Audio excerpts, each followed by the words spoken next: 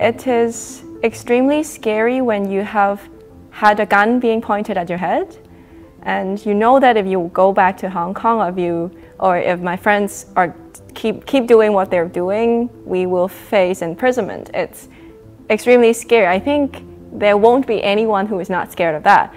But the reason for us to continue is simply we know that what we're doing is right.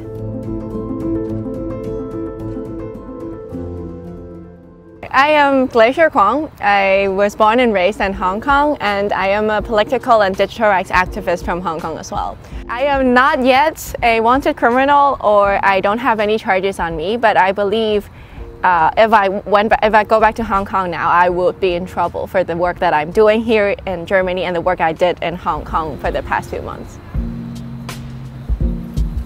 Not being able to return Hong Kong feels very surreal at this moment.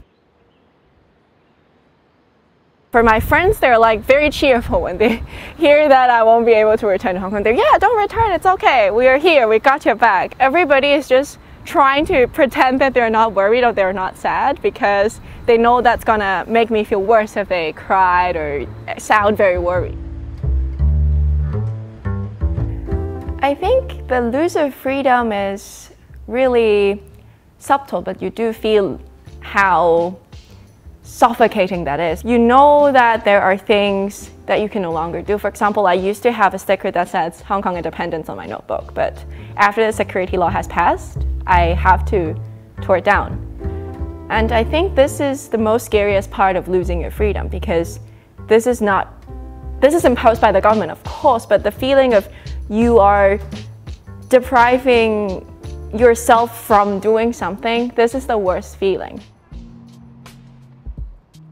I went to the East Side Gallery yesterday, and I looked at the artwork and trying to imagine how did the people living in East Germany pull through during that era of the time. And I read on the wall that there is a quote that says, in English it says, "You have now understand what freedom means, and never forget that."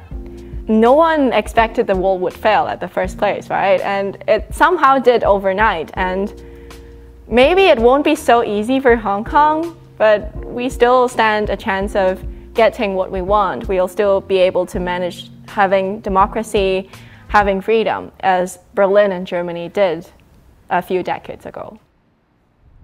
For the request to the German government or Merkel, I hope that she will stand up against the growing authoritarianism of Beijing. They can do it through sanctions, they can do it through a dialogue, of course, but I expect something more than just a dialogue. There is no way that you can erase history. The people will never forget what happened in China, in Hong Kong, in Taiwan. And I swear to God, I won't let this period of time, the history of this period of time, go forgotten. Because as long as one Hong Konger lives, someone will remember the things that you have done, even though they are trying to prevent anyone from remembering it.